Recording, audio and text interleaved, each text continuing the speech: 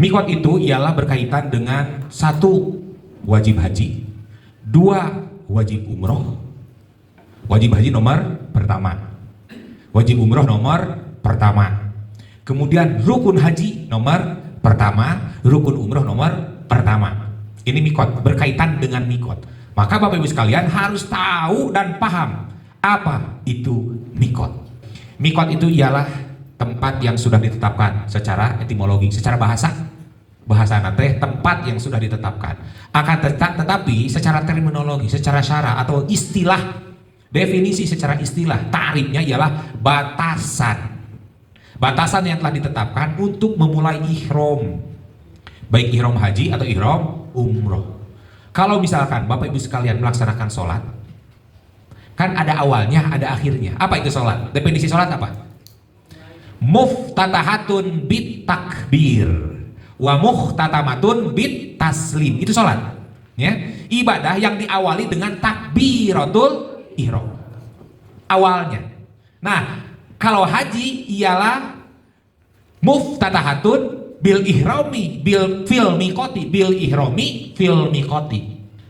Ibadah yang diawali dengan niat ihram di miqat. Miqat itu ialah batasannya, batasan yang telah ditentukan secara mutlak, tidak bisa ditawar-tawar. Ya mah kalau harga teh mah harga supermarket, sudah dibanderol, tidak bisa ditawar. Kita datang ke mall mah, pet 25.000, neng biasa kira, mal biasa, tidak bisa ditawar. Inilah miqat.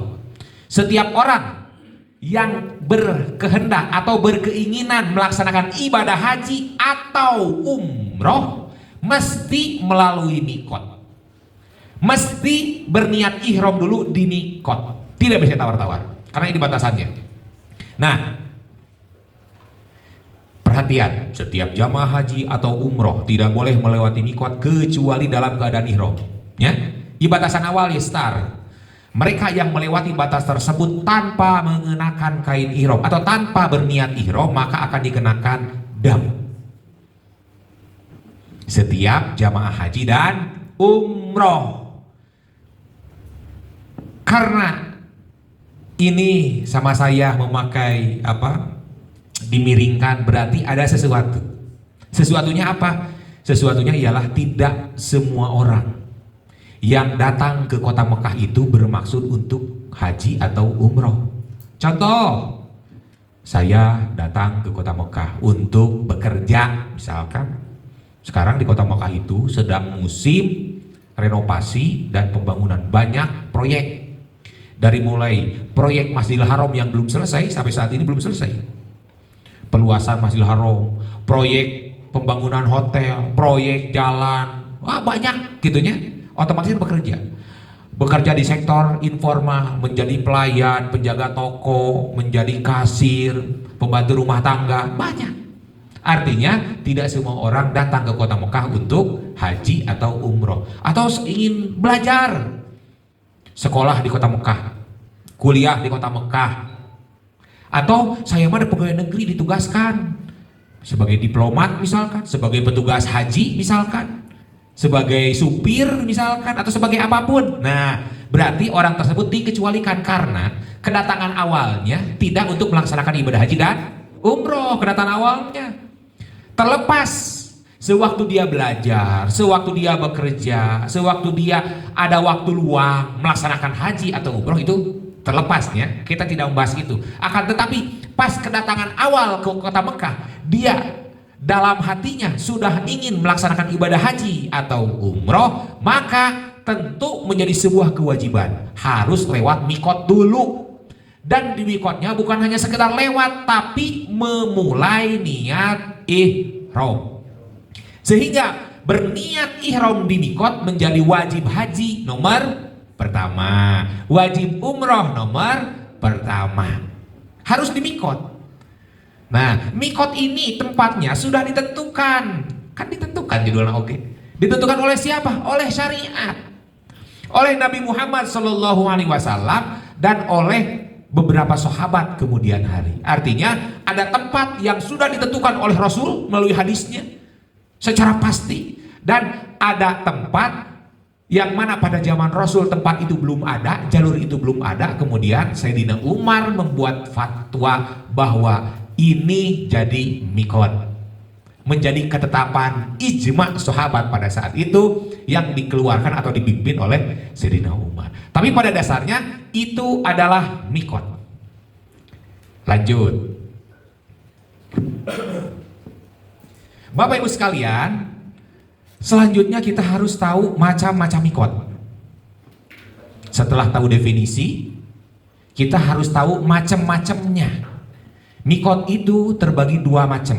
Yang pertama mikot zamani, yang kedua mikot makani. Apa itu mikot zamani? Kembali ke tadi, mikot artinya batasan yang telah ditentukan. Kalau zamani ialah waktu. Berarti kalau disambungkan ialah batasan waktu yang telah ditentukan untuk melaksanakan ibadah haji, ya. Nah, kapan? Yakni mulai tanggal 1 Syawal sampai 10 Dzulhijjah. Kata Al-Quran, Al-Hajju Ashhurum Ma'lumat. Haji itu ialah dilaksanakan pada waktu-waktu yang telah ditentukan. Kapan waktu ditentukan itu? Dari mulai tanggal 1 Syawal sampai 10 Dzulhijjah. Ini disebut dengan bulan haji. Jadi bulan haji itu bukan bulan Dzulhijjah saja, tetapi dari mulai Syawal. Tanggal 1 Syawal sudah masuk ke bulan haji, sehingga orang sudah bisa berniat ibadah haji dari mulai tanggal 1 Syawal. Ini batasan waktu. Sebelum 1 Syawal orang belum bisa berniat ihram, belum bisa berniat ibadah haji. Sebelum 1 Syawal. Pun demikian, setelah tanggal 10 Dzulhijjah muncul fajar di tanggal 10. Jadi tanggal 10 pagi hari itu sudah tidak bisa berniat haji lagi. Sudah tidak sah berniat ihram untuk haji. Ini tanggal 10-nya itu ialah fajar tanggal 10, subuh tanggal 10. Jadi dari mulai tanggal 1 sampai subuh atau sebelum subuh tanggal 10 Dzulhijjah. Karena terakhir waktu wukuf di Arafah itu ialah sebelum subuh tanggal 10. Gitu. Dah, ini namanya mikot zamani, batasan waktu. Paham ya? Selanjutnya, yang kedua ada mikot makani, artinya batasan tempat yang telah ditentukan untuk memulai ihram.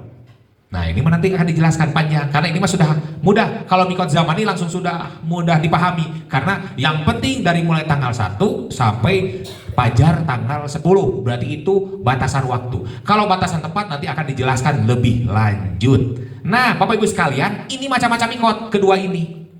Yang dipakai untuk ibadah haji itu dua-duanya. Kalau untuk ibadah umroh hanya ada mikot makani saja, tidak ada mikot zamani. Artinya orang berniat melaksanakan ibadah umroh bisa kapan saja, tidak ada batasan waktunya. Walaupun musim haji, orang lain sedang melaksanakan haji, dia mau umroh, bisa. Beberapa orang Saudi memilih itu. Karena pada tanggal itu orang fokus melaksanakan ibadah haji, sehingga di Masjidil Haram itu rada sepi. Nah, orang penduduk Mekah memilih umroh nanti pas menuju hajian, tidak terlalu padat. Orang lain haji, dia umroh. Jadi kalau ibadah umroh bisa kapanpun. Berbeda dengan haji. Kalau ibadah haji harus dari mulai tanggal 1 maksimal tanggal 10 Dzulhijjah. 1 Syawal sampai 10 Dzulhijjah.